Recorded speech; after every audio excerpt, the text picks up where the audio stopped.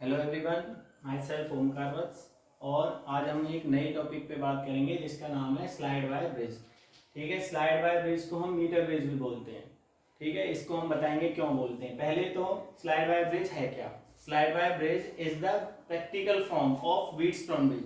जो हमने इससे पहले व्हीटस्टोन ब्रिज पढ़ा था, जिसकी बैलेंसिंग कंडीशन हमने निकाली थी, P by Q equals to R by S होता है। ठीक है, तो ये उसकी प्रैक्टिकल फॉर्म है। मीन्स अगर इसको जो व्हीटस्टोन ब्रिज है हमें उसको प्रैक्टिकली प्रूव करके देखना है तो हम स्लाइड वायर ब्रिज का यूज करके देख सकते हैं लैब में।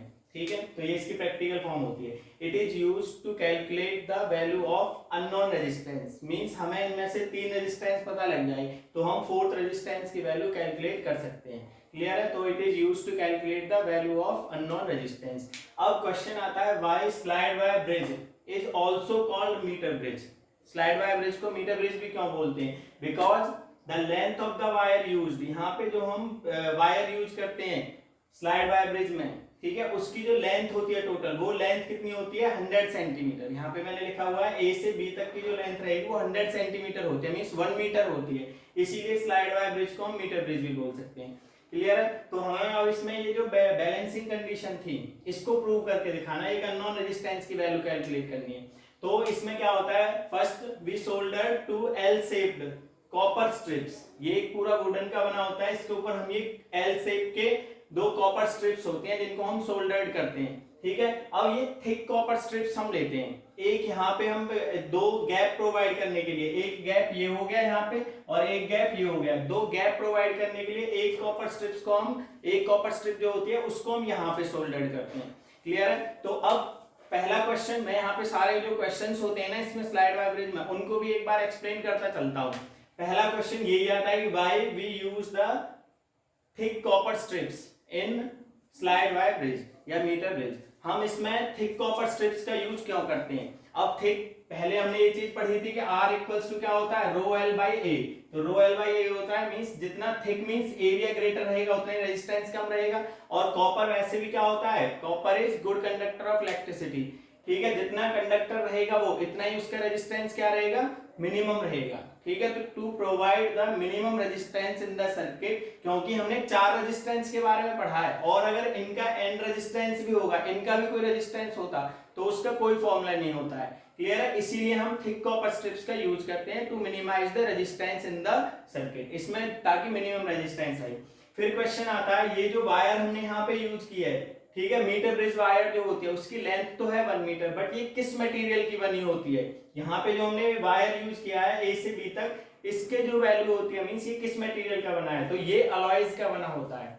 अलॉयज होती है जैसे कॉन्स्टेंटन होता है, मैग्नीन होती है, नाइक्रोम होता है, उन मटेरियल्स का ही बना होता है। तो ये भी क्वेश्चन आता है कि हमने इसको अलॉयज का ही क्यों बनाया या किस मटेरियल का बना होता है। ठीक है, which material is used to make the या form the metre bridge wire. तो इसको हम अलॉयज का यूज करते हैं। क्यों करते हैं? बिकॉज जितने भी ये मटेरियल मैंने बताए, नाइक्रोम का यूज करते हैं, मैग्नीन का करते हैं, या फिर हम कॉन्स्टेंटन का करते हैं। तो इनका यूज हम इसलिए करते हैं because they all material have the lower value of temperature coefficient. जो हमने अल्फा पढ़ा था, उनकी टेम्परेचर कोफिशिएंट जो होता है उसकी वैल्यू स्मॉल होती है, and they have high resistivity. इसके कंपैरिजन में जो कॉपर था इसकी रेजिस्टिविटी क्या रहेगी, ग्रेटर रहेगी। क्लियर है, तो हम इसलिए इनका यूज अलॉय का करते हैं। अब हमें क्या है, जो वायर होता है हम ये भी चीज मान के चलते हैं कि इसका जो रेजिस्टेंस है वो पर सेंटीमीटर, रेजिस्टेंस पर सेंटीमीटर होता है, जिसका मतलब है कि हर 1 सेंटीमीटर का रेजिस्टेंस हम कितना मान लेते हैं, 1 ओम मान लेते हैं। तो इसकी टोटल जो लेंथ है वो क्या हो गई, 100 सेंटीमीटर। जब 100 सेंटीमीटर लेंथ है तो इसका रेजिस्टेंस कितना हो जाएगा, 100 ओम हो जाएगा। तो हम सबसे पहले हम क्या करते हैं, ये जो एक गैप था इसमें हम क्या कनेक्ट कर देते हैं, रेजिस्टेंस बॉक्स कनेक्ट करेंगे। अब इसको प्रैक्टिकली भी हम ज्वाइन कर सकते हैं लैब में भी। और ये जो सेकंड गैप था इसमें हमने एक अननोन रेजिस्टेंस रख दिया जिसकी वैल्यू क्या दे रखी है हमें, एस। यही हमें कैलकुलेट करना है।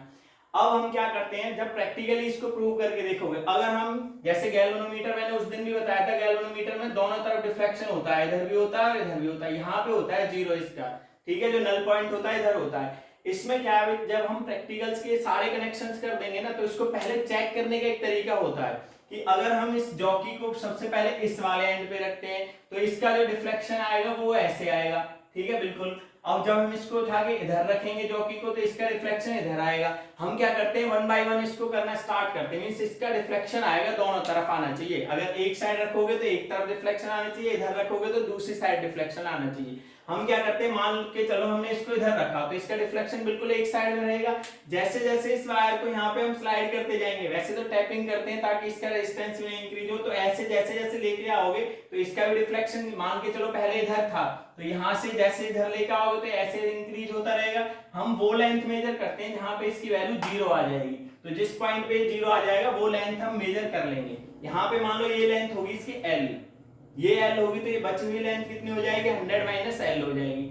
अब जैसा कि मैंने बताया कि ये जो रेजिस्टेंस इसका पर सेंटीमीटर मींस हर ओम 1 सेंटीमीटर का जो रेजिस्टेंस था वो 1 ओम था, तो L सेंटीमीटर का कितना हो जाएगा, L ओम ही हो जाएगा। तो हम ये कंसीडर कर लें, जैसे वहां पे ये कंडीशन हमने मानी थी कि हम यहाँ पे मान लेते हैं let P is proportional to L।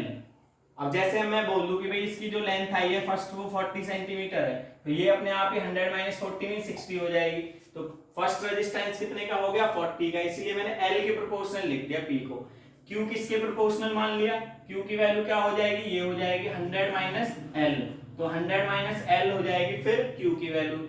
R जो हमने ये रेजिस्टेंस लगाया था इसको क्या मान लो R, ये भी कांस्टेंट था क्योंकि रेजिस्टेंस बॉक्स में वैल्यू लगाई थी, तो R की वैल्यू तो यही मान ली R। S समय कैलकुलेट करना है, ठीक है, S की वैल्यू हम कैलकुलेट करेंगे जो हमने अननोन रेजिस्टेंस यहाँ पे लगाया था। अब अकॉर्डिंग टू व्हीटस्टोन ब्रिज इसकी वैल्यू रख सकते हैं हम, according to Wheatstone bridge. Wheatstone bridge की क्योंकि ये प्रैक्टिकल फॉर्म होती है, अगर कोई ये पूछे what is the principle of metre bridge तो इसका प्रिंसिपल भी क्या होता है, व्हीटस्टोन ब्रिज, ठीक है, Wheatstone bridge is the principle of metre bridge, तो इसका प्रिंसिपल भी यही लिखेंगे। अब ये वैल्यूज बस यहाँ पे रख दो, P की वैल्यू कितनी होगी L, Q की वैल्यू क्या होगी 100 माइनस L, R की वैल्यू R रेजिस्टेंस बॉक्स जो यहाँ इस गैप में लगा होगा, और S समय कैलकुलेट करना है। जब वैल्यूज रख दोगे तो क्या आ जाएगा, L Q की वैल्यू क्या है 100 माइनस L, R की वैल्यू R मान रखी है और S हमको कैलकुलेट करना है। क्रॉस मल्टीप्लाई कर देंगे तो S की वैल्यू क्या आ जाएगी 100 माइनस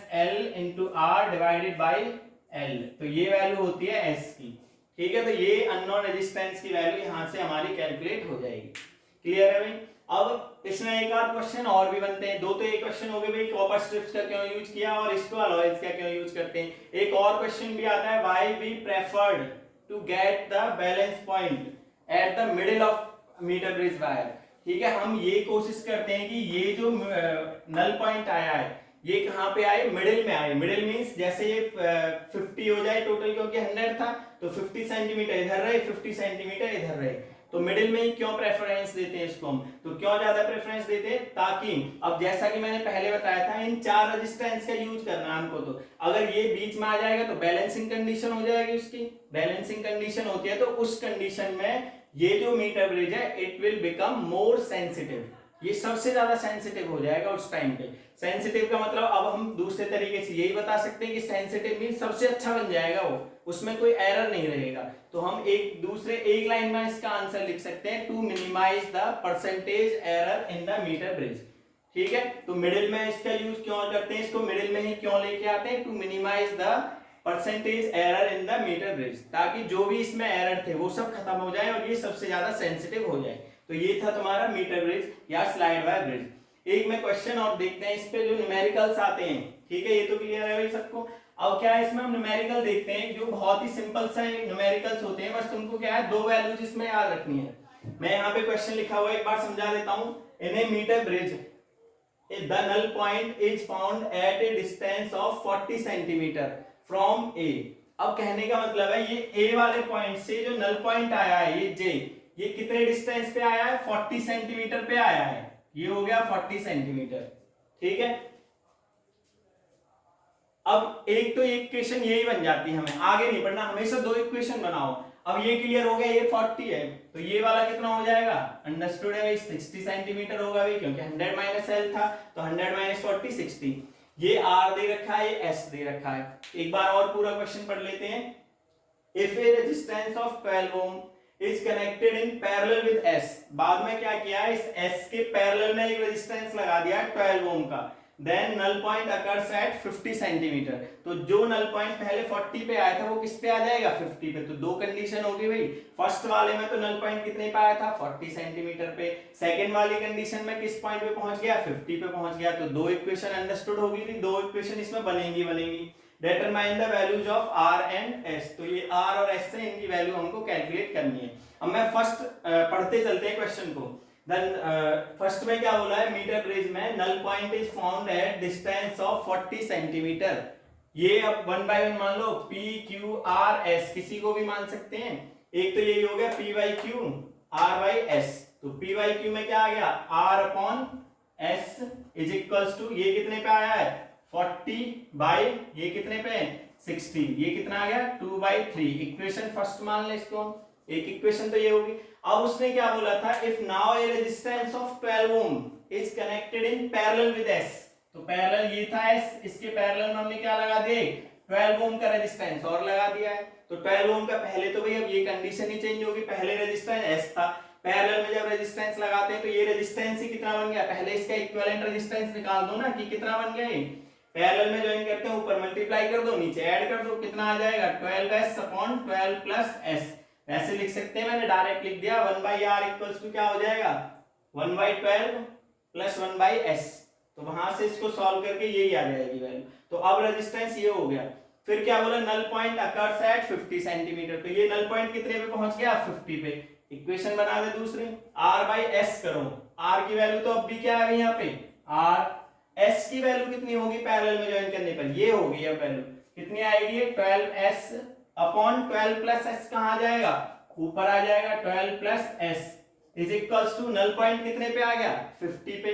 तो 50 अपॉन ये भी कितना बच जाएगा 50 बच जाएगा, ये तो कैंसिल होके बन आ गया। अगर हम इक्वेशन फर्स्ट से बात करते हैं तो r बाई एस की वैल्यू कितनी थी हमारे पास 2/3, ये भी तो r बाई एस से आ रहा है, इसकी जगह क्या रख सकते हैं 2/3 रख सकते हैं। तो क्या आ जाएगा 12 plus S upon 12 plus S upon 12 into R by S को कितना लिख सकते हैं 2/3 इक्वल्स टू 1। कैंसिल कर दो इसको, 2 6 जाओगे ऊपर जाएगा 12 plus S equals to 18, S equals to कितना आ गया 6 ओम। तो x की वैल्यू s की वैल्यू क्या हो जाएगी 6 ओम। किसी भी एक इक्वेशन में रख दो, यहां पे रख देते हैं अगर value, put in equation first. तो r बाई s की वैल्यू क्या आ जाएगी 6 इज इक्वल्स टू 2/3, 3 2 जा 6, r इक्वल्स टू क्या आ जाएगा 4 ओम। तो ये हो जाएगा आंसर। तो ऐसे इस पे हम क्वेश्चंस करते हैं जो मीटर ब्रिज वायर होता है। क्लियर है, तो ये हो जाएगा भाई आज का topic. Thank you so much.